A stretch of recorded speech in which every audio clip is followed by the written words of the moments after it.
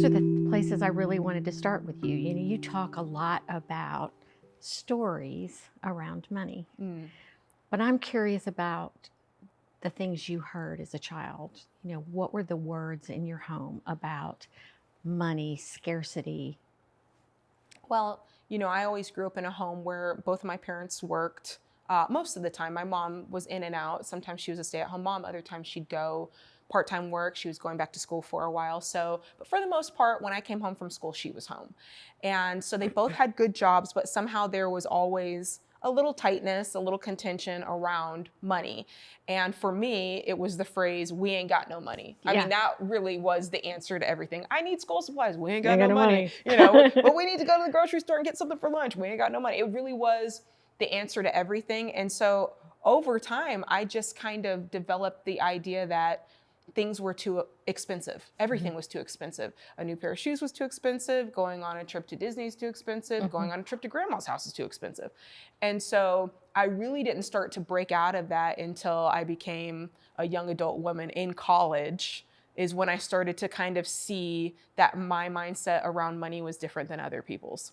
And you speak to that today, and in your latest book, you talk about, I'm trying to remember the exact phrase you use. You say, oftentimes people's problems with money are not what they think they are. It's a completely different story they're telling themselves. Yeah, absolutely. I mean, when you think about money, you think about numbers, right? Math, what's in the bank account, what do I get paid, what to do with the money. And that's true. There's a part of money that is math, but that really is a third of the equation. If you really look at it, there's the numbers and the math, and then there's the emotions that we feel, and that's, you know, derived from our experience, like we talked about, whether it's childhood, a past relationship, anything traumatic.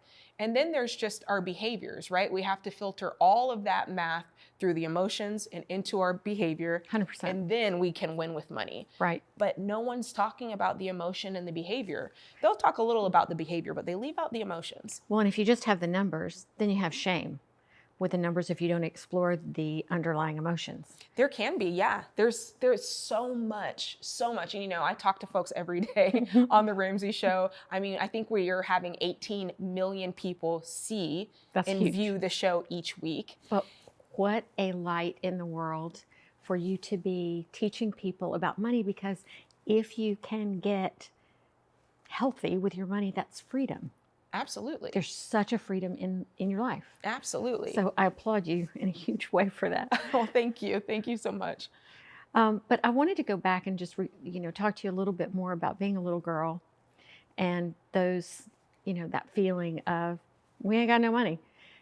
And you talk about early becoming such an achiever. And when I read all of the times you say that, I was like, did achieving mean safety? Did achieving mean belonging? So I grew up, we moved a lot as a kid. I was born in Washington State, then we moved to Oregon, then we moved to Kansas, then we moved to Illinois, then we moved to Tennessee. Oh gosh. Then later I moved to Florida when I got married, and then back to Tennessee. And everywhere I lived, I was typically the only Black kid in my school or in my class, always in my class, many times in my entire school. And because of that, I learned early on, I need to fit in. And not just the fit in, but because we were moving so much, I need to learn how to fit in and make friends. And so very quickly on, I was like, well, I don't have the clothes and the shoes and the cool things that all the other kids have. How can I fit in and make sure that they can understand, like, I can fit in, like, we're cool, we might look different, but we're, we can still be best friends. And I figured out, okay, I have to show them something. I have to be good at things. I have to be super, super smart. I'm good at singing, so I'll be talented. I'll go in theater and I'll sing. And my dad's a football coach, so I'm gonna be good at sports and I'll be great at volleyball. Not just one sport, I'll do volleyball and basketball. And so for me, it was like showing all of these good things. And if I can do that, I can be interesting, I can be cool, and I can be in the in group. Oh, I'm exhausted. Just hearing you say that. And I just think of this young girl, just the pressure of performance. Yeah. And just feeling like it was never enough. I've got to do one more thing. I've got to do mini sports. I've got to. Right. Yeah. I felt like I had to be 100 at everything, 100%. That's how I fit in. Because again, that financial side of like, some people, they'll just buy whatever the in brand is, right? Right. Whatever it is at the time. Other people, you know, they'll buy a cool pair of Jordans and then I'll fit in. And so for me, it really was, what can I achieve? What can I show? How can I stand out in what I'm showing people? When did you sort of, have that awakening moment with that where you, because I know you talk about, you don't have to be any of those things. I started seeing it when I got to college and I started working a little bit. I started getting a little bit of money. I got my first credit card and it started shifting very quickly to, again, still that outward performance, but now it's like, I want to look nice. Now I have my own money. Now I can go to the mall. I can buy the things that I think are going to make me look professional. They're going to make me look the part. And everything was so about the look of it. Right. It didn't matter if I really had everybody does different jobs, but it didn't matter if I had a great job or not. I was going to look like I had a great job. It didn't matter if I was feeling great that day or it could have been the worst day ever, but I was going to look a part. And I started noticing that. When I started dating my would-be husband, he kind of was like, man, you really, like, you buy a lot of clothes and you spend a lot of money. And like, he kind of was noticing and he kind of went along with it at first, but then after a while, I was like, we need to pull back on this because A, we can't afford it, and B, you don't need that much stuff. So I started feeling that transfer of something's here, that it's not just about achieving, it's an identity thing of I'm feeling like I have to show something, and it's at a detriment to our finances, and it's at a detriment to our marriage, and it's a detriment to me because I'm covering something, right? Absolutely. Yeah. And you're still in a performance sort of situation today, Right. in a really shift in your life, and we'll go back and gather all that, but you somehow figured out how to work it all out, and your identity isn't performance and perfection. Yeah, I mean, I think part of that was being in entertainment, which probably didn't help my case at first, right? Because you're putting on. Yeah. And that's what you do. The minute you step on stage, you become 10x yourself, right? 100x yourself. So then there was that part too to work through, Theresa, because like I do, you don't walk on stage as the same person you wake up as. Absolutely it's the lashes and the all hair the pieces and everything. Exactly. And there sometimes is a pressure to maintain that persona. Sure. And I remember I would come off stage. So we used to work on cruise lines. So you could go all over the world and you could go on 6-star lines and it would just be so wonderful. And so I would go on, I would do my show. And then afterwards, I could see someone in the buffet later. And they would say, well, what happened to your wig? What happened to your gown? What happened to... And those were the moments where I started learning I have to be okay like this. Yeah.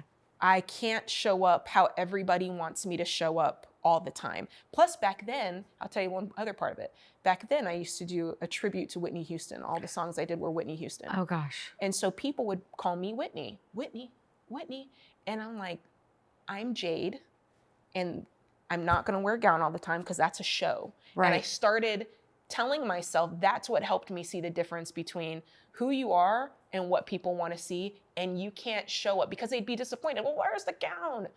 I can't be concerned with people being disappointed. I'm okay with me. And that's really what helped me learn that. First of all, I can hardly believe that in your 20s, you were able to put all that together and work through all of that. It took me a whole lot longer than that because, I'm wired for perfection. I know how to do. I'm going to be the best mom. I'm going to be the best business person. I'm going to be the thinnest person in the group. I know how to do that. Yeah. What I didn't know how to do was just meet the woman on the other side of the mirror and go, I really want to like you. Just the way you get up in the morning. I just want to like you. It took a long time. So I don't know how you did that in your 20s. But let's go there for a minute. Okay. So you go through college, you get married to this amazing guy named Sam. You're both musicians. You start traveling the world. I think it was 92 countries yes, in ma'am. 15 192. years or Yeah. 192. Yes, ma'am. Stop. And somewhere in the midst of all that singing and traveling, you and Sam accumulated over $460,000 worth of debt. Indeed. Yeah. When did the debt become the thing, not that you were managing, but when did it become the thing you couldn't outrun? Oh gosh, it happened pretty early on, almost immediately, the moment that we were aware of it, because newlyweds, you're not talking about money, right? Right. You're just in la la land. And because we had just graduated, I mean, we got married, just to put it into perspective, we got married 1 week after graduation. So it was like graduate, get married, and most of our debt was student loans. And so with student loans, they're kind of in a forbearance for 6 months. Like nothing's due for 6 months until after you graduate. So we weren't talking about it. There was no bills coming in the mail, and so we didn't talk about it. And when I first got married, I was working as a substitute teacher, and I was working at a clothing store in the mall, Green Hills Mall down the road. And that first student loan bill came about 6 months in. And that's when it became real, that, oh, there's real debt on the end of this because this payment's very high. Maybe we ought to talk about this. Mm-hmm. And so that's when it really started to show, because I was seeing balances and seeing numbers.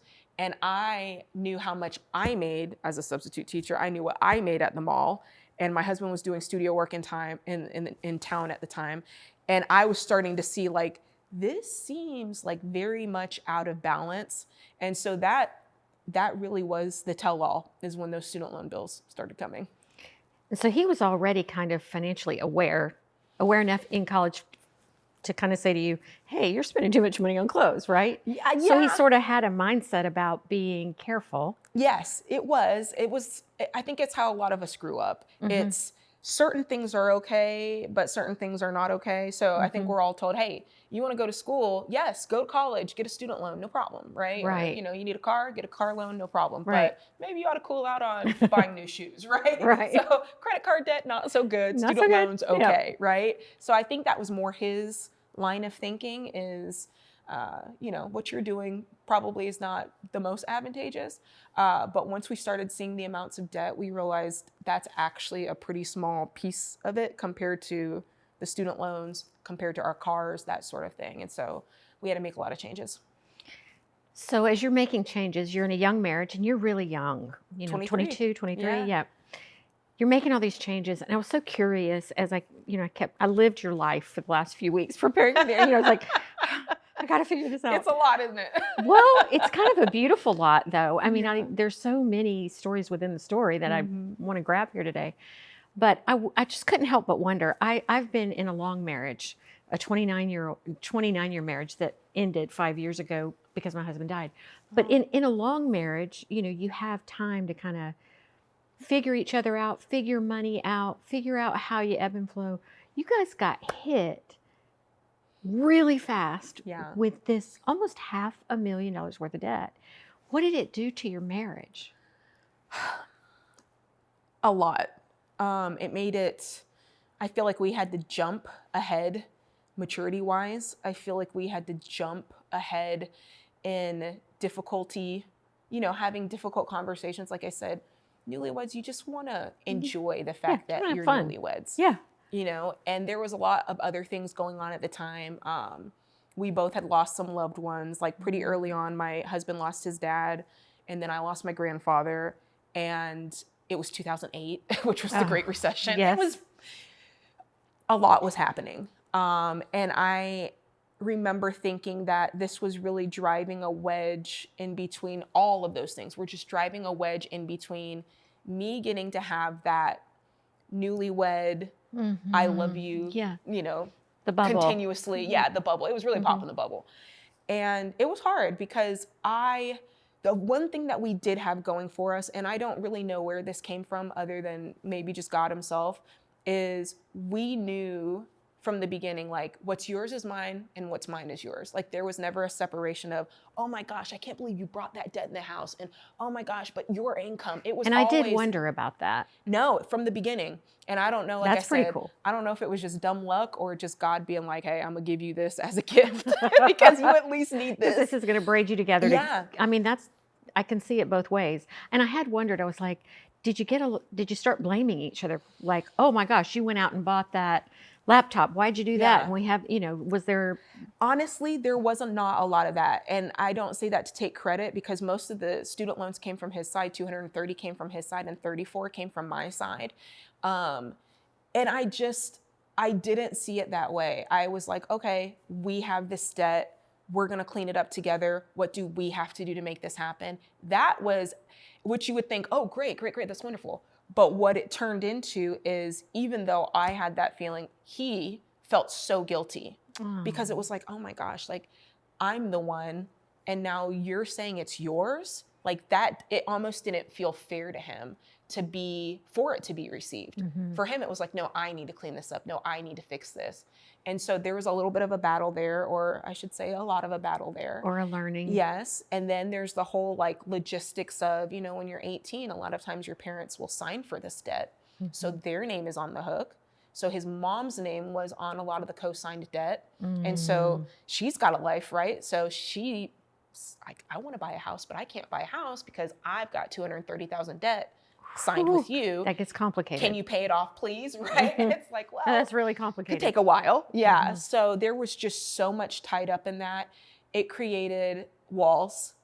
That's what I wondered. I mean, I would think there would have to be emotional walls, physical walls, intimacy walls. Walls. Yeah. Everywhere. I noticed, and I write about this in the book, I noticed that he was getting more detached. Conversations that shouldn't be, like you shouldn't feel a type of way about this, but I could feel like, why are you so defensive? What's going on? He was starting to cut himself off from conversations with his mom that really had nothing to do with the debt. And I saw that. I could see it. I always look at people's eyes. And I remember looking at him one time and I was like, you have a really sad eye. Like one of your eyes is really sad and I want to talk about that. And so it's really perceptive of you. Well, you can see it, like it's the window to the soul. So absolutely. It always bothered me that I could still see that, even though I said I was on your side, even though we were making strides to pay it off, even though on the outside we were lockstep, I could still see that he was carrying so much guilt. And that hurt me too. The whole thing was not easy. So what were next steps? Next steps were, as kind of funny as this sounds, I remembered, this is going to sound funny, but it's the truth. I remembered a while back, years back, probably 6 years prior to that, I'd been in the car with my brother and this guy came on the radio named Dave Ramsey. I'd never heard of him and he's just cutting up, talking to people about their money. And I'd never heard somebody talk about everyday money in that way. Because like I said, I grew up in, we ain't got no money and we don't talk about the fact that we ain't got no money. Right. And here's these people on the radio saying how much they make, what they do for a living, how they spend on groceries, what their car note is. And I was like, I've never heard anybody talk this openly about money. So I listened to it. It was entertaining. I didn't think anything of it. That was that. But now here 6 years later, I'm standing in my kitchen crying with my husband. How can we get out of this? Yeah. And I remembered and I said, you know what? I heard this guy on the radio. I think that he can help. And so I remembered, I was like, I think his name's Dave Ramsey. So we looked it up and back then podcasts had just kind of started popping off. So found the podcast and from there on, we started listening every single day because it was people just like us calling in distress, in crisis, needing help. And that's where we found it. There was a plan that he teaches and we started and decided we were going to commit to walking that plan and we did.